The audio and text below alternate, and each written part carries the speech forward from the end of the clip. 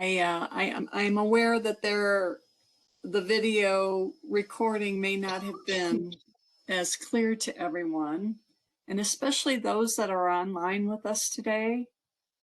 But on the, and I'll post these slides, but on the slide that introduces Brendan McNeil, at the bottom here is a link, and you can link that recording directly. So instead of watching a recording within a recording, you can watch the recording as it was done in August. And that may resolve some of the audio issues. So hopefully you got the gist of most of what was being said. So what I'd like to do is, with this last time remaining, is we're going to get back to our leadership model.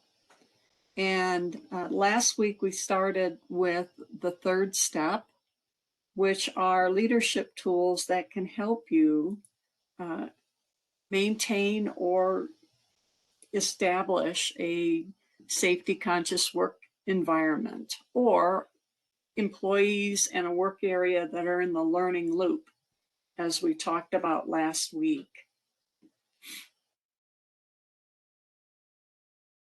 So the video did a pretty good job of talking about some common types of safety conflict and how to set yourself up for success, to be proactive around conflict.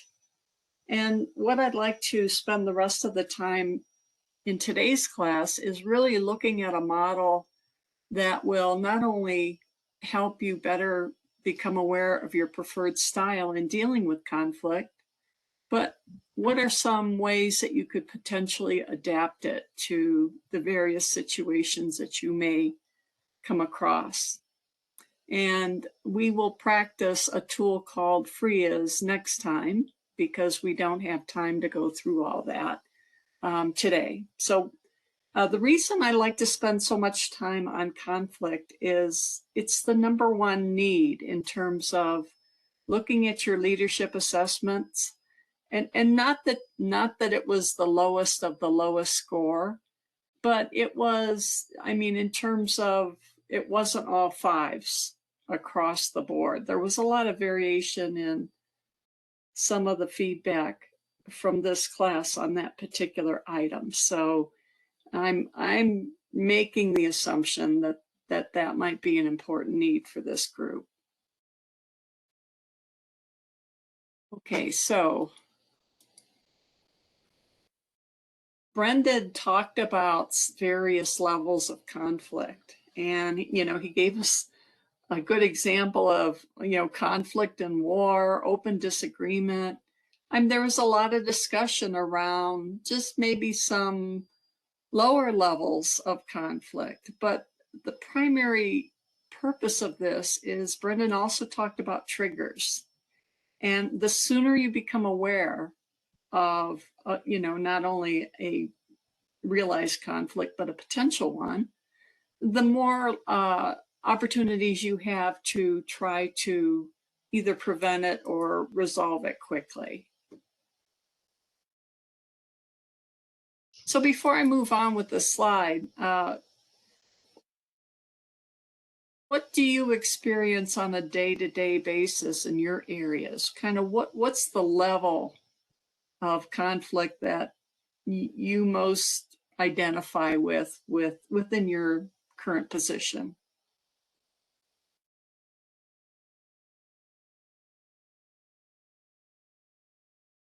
Anybody?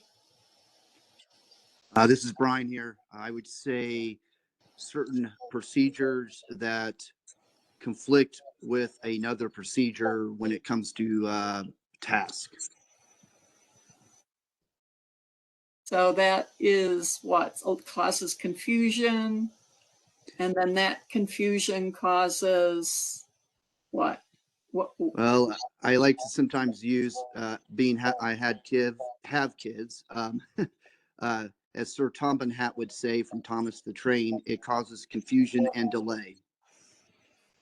Okay. And I can see that that could be annoying. It could be irritating, certainly. Definitely frustrating, right? Okay, thank you for that. Anyone else?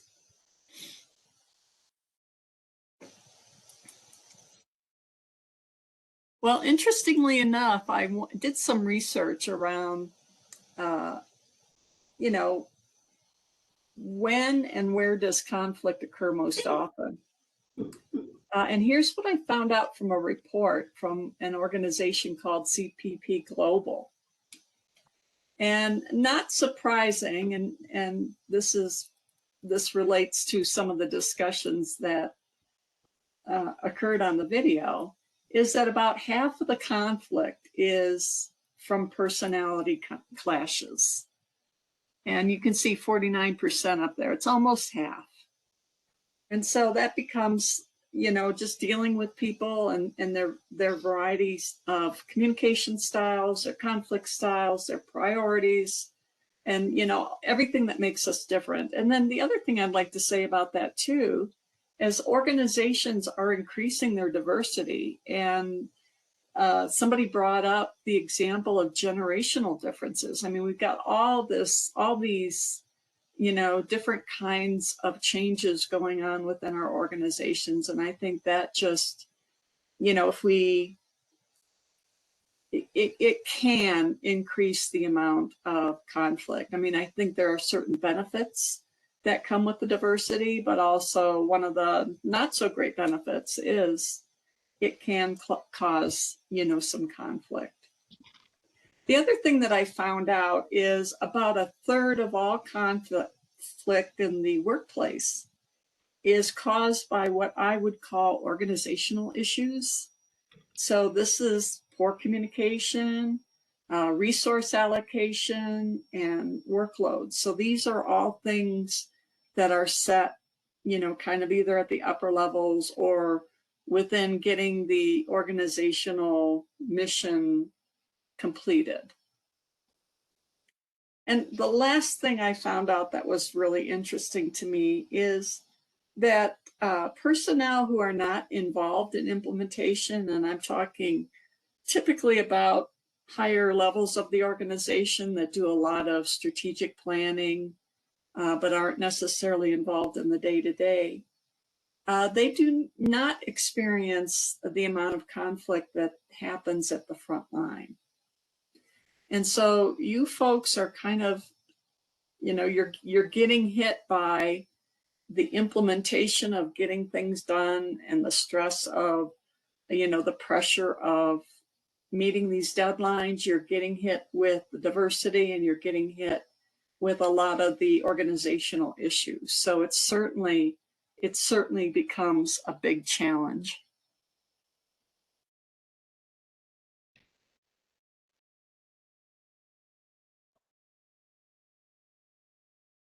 Okay, one thing Brendan talked about was mindset, or he said, maintain your composure and don't let it get the better of you, and make sure you have, you know, you're following procedure, you stick to the facts.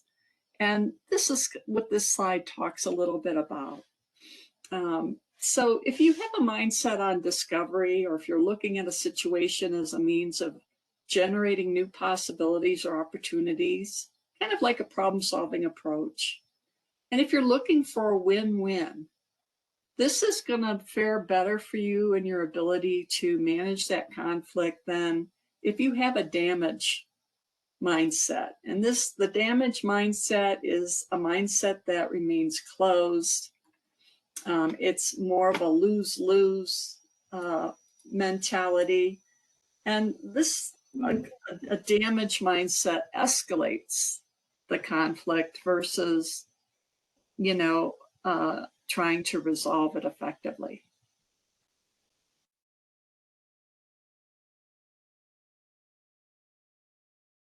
All right, I like to talk about this slide because, well, it was actually one of Brendan's examples. And it's just very important that everybody knows when to call for help, right? And certainly Brendan did with his sweeper. Certainly he called for backup from his operators. He called for backup from his manager, and he called for backup from the state patrol. I mean, he called certainly for a lot of backup, and because that was a very extreme and threatening situation he was in. But as part of your training, let me ask you, do you all know when to call for help? And if so, who do you call?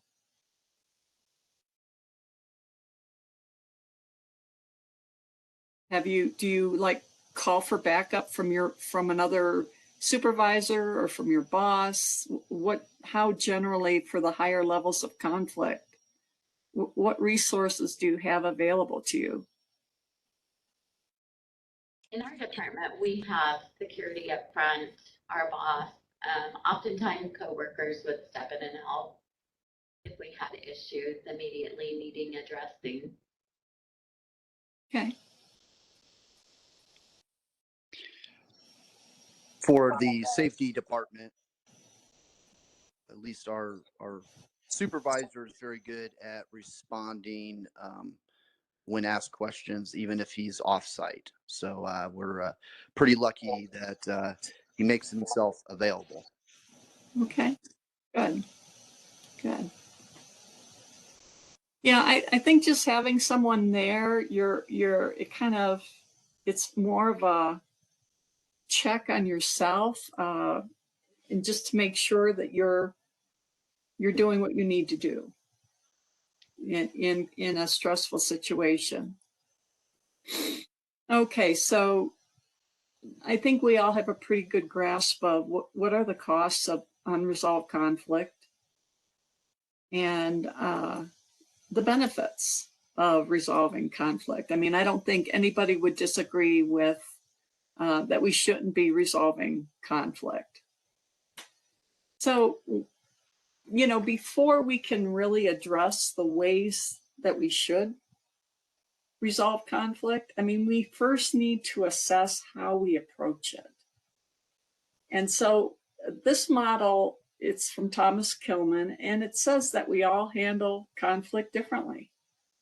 So in order to grow professionally, we need to be honest about how we tend to deal with conflict. So this Thomas Kilman model predicts that during a conflict, each of us will balance how assertive we are and how cooperative we want to be. And both of these variables are going to affect the outcome of the conflict and who walks away satisfied and who walks away unsatisfied.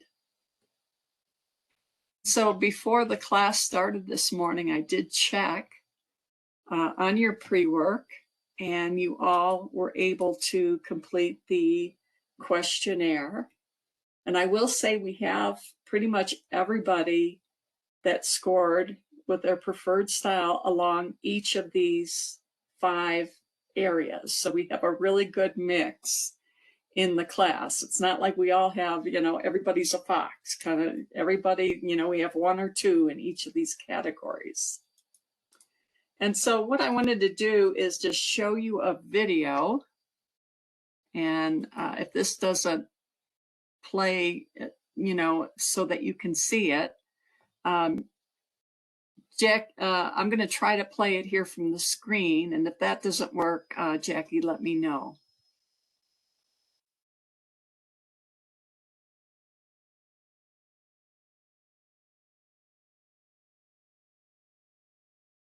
So now I see that your Thomas Kilman conflict grid. Let's talk about it. Elaine, we cannot hear that video.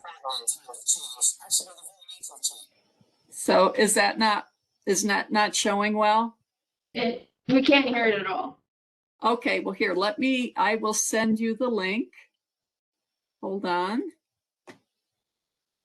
And then if you can play it in class. And then for anybody online who can't hear it, I've put the link on that slide so that you can, it's just a YouTube video so that you can find it. So Jackie, I just sent it to you in the chat.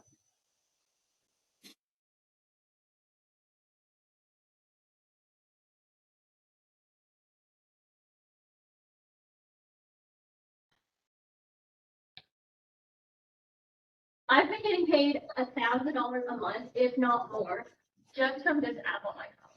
And I don't know if you can see this. Is that an ad? Okay, sorry about that. So now that you've filled out your Thomas Kilmann conflict grid, let's talk about it. Conflict is important in times of change by the very nature of change. Because of change, what you want in your change may be over here, and what other people have been doing or what they want may be over here. And you may be pulling at each other because you don't want the same thing. So Thomas Kilmann is an interesting way for us to look at how people react in times of change. And there are 5 basic styles we're going to look at. Before we do that, it's important to know 2 new words. One is cooperativeness, and the other is assertiveness. Cooperativeness is actually how you are ready to meet other people's needs, and assertiveness is actually how much you want to meet your own needs. And let me show you this now on the Thomas Kilmann grid. Along this axis, we have assertiveness. More assertiveness, less likely to meet my own needs, and highly assertive, very likely to meet my own needs. Along the bottom, we have cooperativeness, which is actually meeting other people's needs. At this end of the grid, we have higher cooperativeness, which means I really want to meet your needs and maybe put my needs aside. And at this end of the grid, we have somebody who might not want to meet their own needs or other people's needs, and we're going to discover that style now. So now that we've talked about the basics of the Thomas Kilmann grid, let's discover it on a human size. Well, to do that, in a moment, I'm going to ask my colleague Damien to come demonstrate this with me. And before we do that, let's place the 2 words where they belong. First of all, along the axis at the bottom, we're going to place the word cooperativeness. Meaning at this end of the style, we have less cooperative behavior. And at this end of the style, we have more cooperative behavior. And along this side, we're going to place the word assertiveness, meaning that at this end of the scale, we have less concern for yourself. And at this end of the scale, we have more concern for yourself. Hey, Robert, what do you think of the change initiative? You call that a change initiative? I tell you what, I'm not ready to roll that out because I say it's not good for our people, it's not good for the company, and you need to go back and figure out what it is you want to do here. I say no to that project, and I say no right now. I think we need to stop this project now. Hey, Robert, what do you think of the change initiative? The change initiative. Well, I mean, it's okay. I personally would have done a little bit differently because I think we could do it differently. And, you know, at the end of the day, it's not really so much about what I want. I need to put that aside. It's really what the company wants us to roll out. I really think we could do it differently, though. And again, that's just my opinion. Hey, Robert, what do you think of the change initiative? Wow, I think it's really interesting. I think it's great. And you're kind of an expert on this, aren't you? Well, yeah, bit of an expert. Well, I tell you what, let's have a team meeting. I was thinking next week we had everybody around the table and let's take half a day. No, let's take like 5-6 hours so everybody has a chance to share their point of view. Could you do that? Possibly. Let's talk about it. Yeah, let's do a whole day meeting. Okay. Hey, Robert, what do you think about the change initiative? Damien, did you used to wear glasses? Once upon a time. Oh, I knew something had changed about you. And Robert, I really do want to talk to you about the change initiative. So what do you think? I just don't think now's the time to talk about that. You know what I say? I say let's come back to it when things have calmed down. Can I get back to you, say, I don't know, the end of next quarter? I mean, now is the time to talk about it. Oof, I don't know. I say let it go. Hey, Robert, what do you think of the change initiative? Interesting. And I was wondering if you got my email, the one I sent you a few minutes ago with some of the stuff we need. Yeah, no, I did. I particularly like the resource sharing idea you had, where we had, you know, some of my people do some of your work. That had some merit in my mind. Yeah, and like what I said is let's just split this thing 50-50. You'll get part of what you want. I'll take the other thing that I need, and we'll just go down the middle with it. Well, that sounds possible. I'd like to talk it through in a little bit more detail, but in principle, that sounds like a reasonable compromise. Great, let's do that. So, Robert, let's take one more tour around this Kilmann grid. And this time, I'd just like you to explain to us the pros and cons of each particular style. So we're now in the competing grid. What are the pros and cons? Well, the competing grid is highly assertive, not very cooperative. And the benefit to the competing grid is when you're competing is you get your point across quickly and you tell people what you want. The other benefit is that you can actually protect and stand up for the things that are right and that you think need protecting. The potential downfall of this, though, is if you only ever compete, people may not want to talk to you because they'll see you as a cold jerk that doesn't deserve talking to. Let's go over here, Robert. Okay, this is the accommodating style. So, pros and cons of accommodating. Accommodating is another wonderful style. It's highly cooperative and not very assertive. And the nice thing about accommodating is that you're the oil that smooths over the water. You're the person at that meeting that helps get things done. It's a very smooth style over the rough times. The problem with accommodating is if you only do this, you become kind of like the doormat of the league. And you need to leave your concerns aside, and you're never heard by anybody. So where to next? Well, let's go up to collaborating. So, same question here. Pros and cons of collaborating. Well, collaborating is highly assertive, highly cooperative, and what you're doing up here is you're actually taking the time to hear from everybody, and the benefit is that people are heard. The downfall of this style, and the significant downfall of this style, is that it takes time. And if you don't have time, you need to use a more competing style to get the point across. So why don't we go over to this one over here, which I know is the avoiding style. And I must say I'm struggling to see the benefits of avoiding. Right. A lot of people say that avoiding, they're like not happy to be avoiding. Avoiding is a wonderful style because it's low on assertiveness, low on cooperativeness. And what it means is that you can actually make a decision. You can see the bullet coming and you can take a step back and say, do I want to fight that battle right now? And if you do, you step into another box. And if you don't, you take a step back and you let it go. And finally, what do we have here in the middle? We have compromise, and compromise is actually 50-50 in the middle of everything, assertiveness and cooperativeness, and it means you get something and it means you give up something at the same time. And this benefit here is you can do that. The problem, though, is if you only do compromise, you're going to look like, let's make a deal, gamesmanship. I give you this, you gave me that, now it's time for this. So you're going to want to do this and know that you need to use some of the other styles as well. The other benefit to this style is you're only one step away from all the other boxes. So you can always adapt to everything else. And that's how it's coming. Thank you.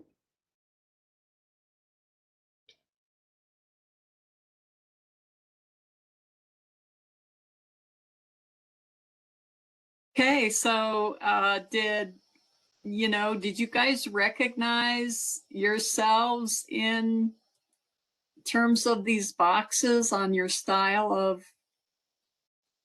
handling conflict? Yeah. I mean, there's the bottom line here with this grid is there's no best quadrant to be in at all the time because each of them, is situational and each of them has pros and cons, right? Yep. All right, so let's talk about the sharks. So the sharks are the competing style, and they are high in assertiveness and low on cooperativeness. So these folks want to win all arguments and push their own point of view. Their motto is might makes right. So let's think about this style. When would this style work best?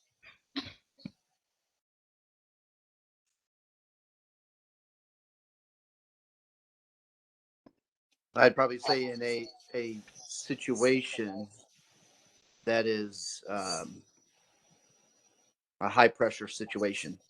I'm just definitely back into my own career. That would be when lives are at stake or property is at stake, and the need to act quickly is warranted. Okay. So kind of like an urgent situation or an emergency, that kind of thing? Yeah, like a house fire, structure fire, or other situation. Okay. Okay, what about when do you think it works least? What kind of situation would it work least best in?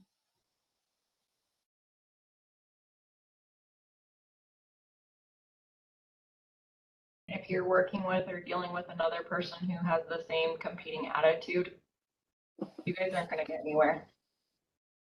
Yeah, they both have pretty strong feelings about what they want to do, right? And so that's going to set you up to a win-lose if one gets their way and the other doesn't. And then that even causes more conflict, right? Okay.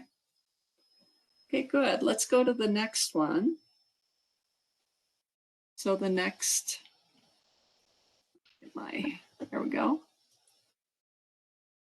So the teddy bears. Okay, this style is called the accommodation style.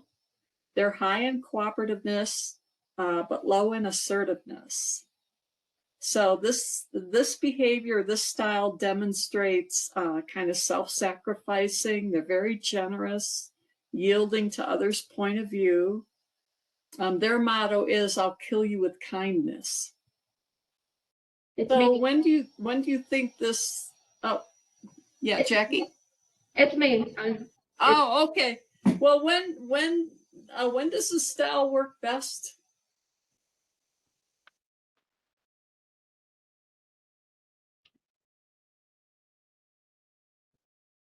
When do you think you need to be accommodating? If it's a low priority situation, Okay. you have like the ability to be more accommodating in the situation. Okay. How about when you're dealing with some sensitive personnel issues? Okay. Okay, you're again trying to preserve either confidentiality or harmony, trying to smooth over some of the relationships. When do you think it works least best? Probably when you need to get things done. Yeah, sometimes you just have to make a decision quickly, right? And you can't necessarily smooth over everybody's feelings about it. All right, so let's go to the next one. The turtles. So the turtles are, it's called the avoiding style. So this is someone whose conflict style is both low on assertiveness and cooperativeness. And this style withdraws from the situation altogether, and it doesn't even address the conflict. So their motto is, "Leave well enough alone." When do you think this style works best?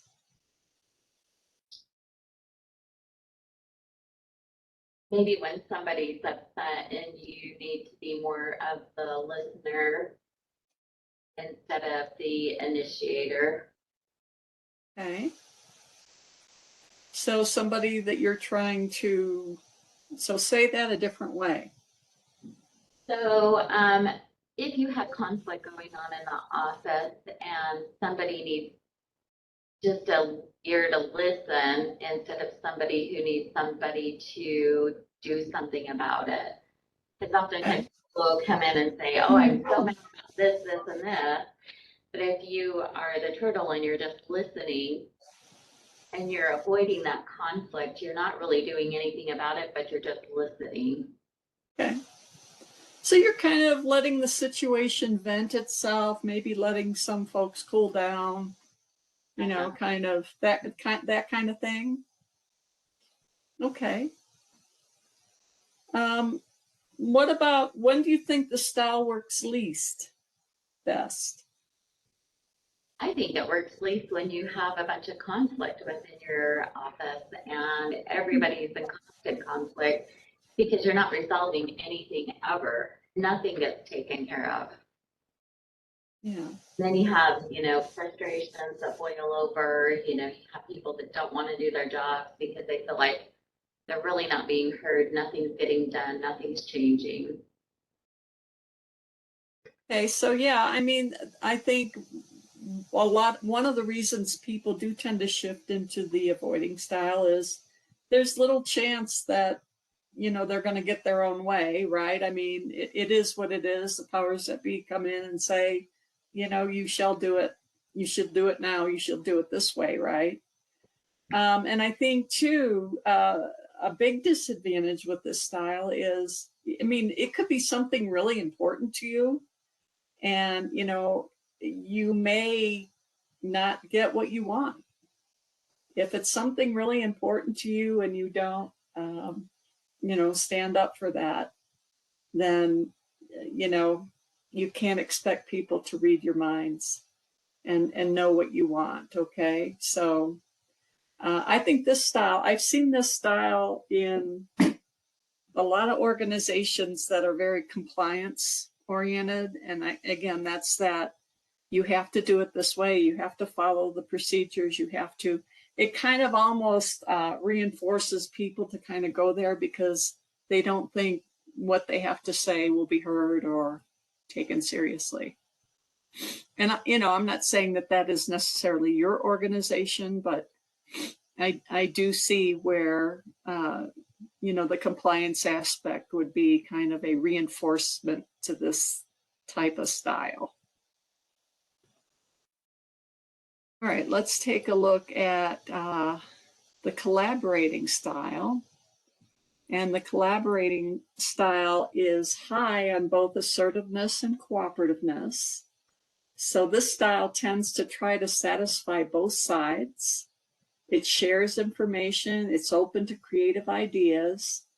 Their motto is 2 heads are better than 1.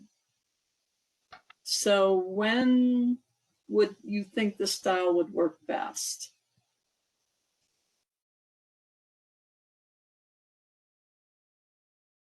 I think this would probably be maybe more of a style of maybe a higher performing employee, maybe a manager that can see both sides of personnel issues, you know, that would take into consideration the cause and effect.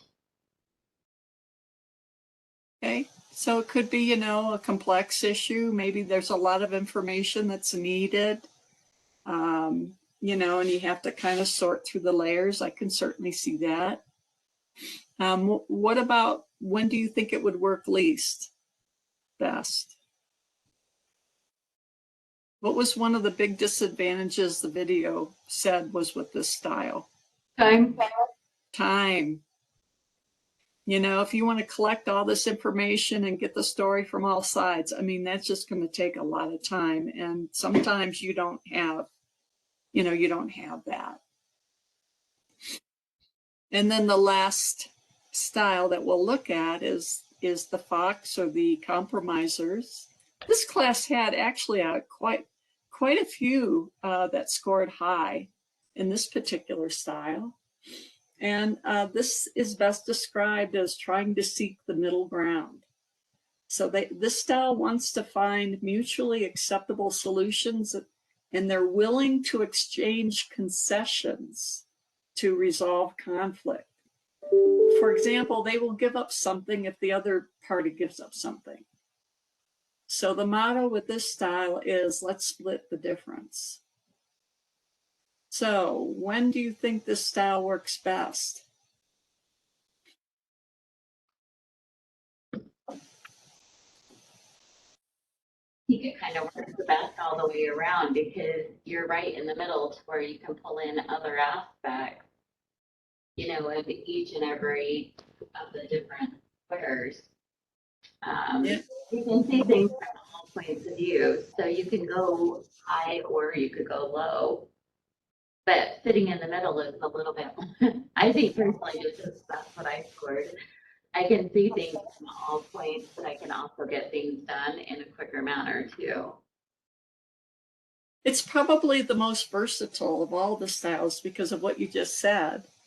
Because you can, you know, you can migrate to any of those quadrants very easily. When do you think this style may not work as well? What situations would you say? I would say when you have procedures and processes that are uncompromising, there's no wiggle room. Yeah. Yeah, you certainly don't want to say, well, here, if you follow this procedure, I'll do this for you, right? I mean, that would certainly imply some wiggle room there, right? And so, okay, great. Good discussion there. So a lot of what we talked about is in your workbook. It's kind of summarizes these quadrants. And I think the key that we're trying to get to is we may all have a predominant style here. But of course we move around the quadrants, but the key here is to try to match, that style that you prefer to have to the situation. And so that's what this slide is all about. It's very similar to the situational leadership model, where we described a predominant leadership style and talked about its pros and cons. And the whole idea here is to get you to consider other styles and to, try to adapt to a more conducive style for a particular situation. Okay. And clearly, if we have a predominant style, that means it's worked for us most of the time, right? That's why we tend to have that style most often. But it doesn't necessarily mean it's going to work all the time, right? Okay, did any comments on the assessment and whether or not you think it accurately described your style? No, but on question number 5, there was 2 A's on that one. Yeah, I know. Somebody told me about that. Again, that was my fat fingering. I'm going to have to go in there and fix that. So sorry about that. But other than that, did you kind of relate to your predominant style? Did it tell you something that you expected to see? Yes. Yeah. Yes. Yeah. I think it gave me a chance to look at some of the different, some of the other items where I would see other people within our department, where they would sit and their personality differences versus mine, and where I can come into play with both of them. Mm-hmm. But I would have to say the turtle would be my least favorite, just because I don't have a tendency to put up with somebody who dodges the bullet all the time. That to me is a laxity, and it's really hard for me personally to deal with. The funny thing about these styles is you see them at home too, right? And, when you were talking about the turtle, I was thinking of my, teenage son, asking him how his day went and, just not getting any response at all, like the one word answers, right? So, yeah, I think we can use this not only professionally, but personally as well. And, hopefully this helps. And, my intention here is just to, bring about some other considerations for you so that when you're in a situation, maybe this is one of the tools you can bring out of your toolbox. And, if it helps you either prevent or resolve the conflict, then great.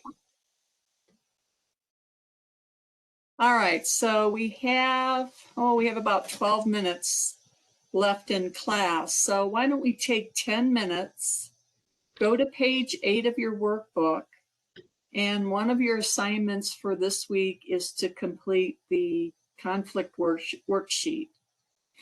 It's on page 8. And so take a couple minutes. It shouldn't take you more than 10 minutes to fill it out. And then the last 2 minutes we'll come back and, close the class.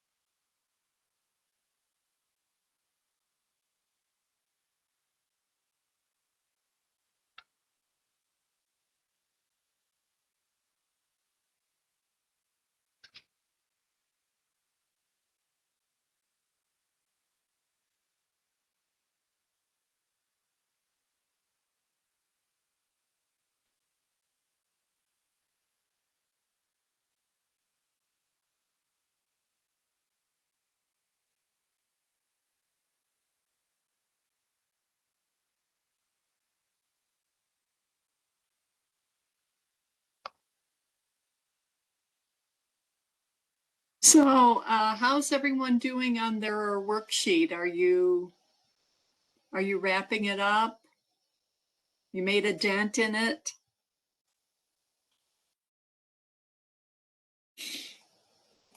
So yeah, unfortunately, if I didn't give you enough time to complete it in class, hopefully you'll be able to, get back to it and complete it. It is going to be the only assignment that is due next week, next Thursday. So by next Thursday at midnight, you just need to complete your participation. That's 2 posts. The conflict worksheet that we started in class today. And then next week, we're going to finish up conflict management and jump into change management. And so part of that pre-work is a change readiness checklist. So any questions about the assignments for this session? No. Pretty straightforward. Okay, before I let you go today, I'd be really curious to hear what you thought about today because, we have the recorded video and, the assessments and things. So, if you feel comfortable enough, what do you think worked well today? What should we change for next time? It was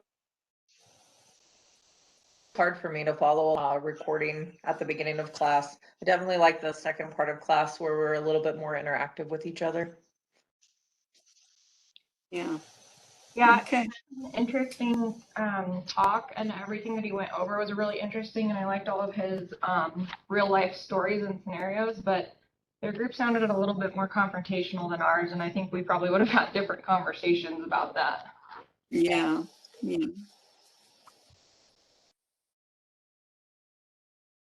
I think it was great to get one's perspective. Maybe if it's possible in the future sessions, get others' perspectives as well on how they deal with conflict. Yeah. Well, I mean, would you be open to having the speaker come in and do a live session then? Somebody who deals with, safety on a day-to-day basis. Do you think that would add value? Yes. Yeah. Yes. Okay. All right. Anything else?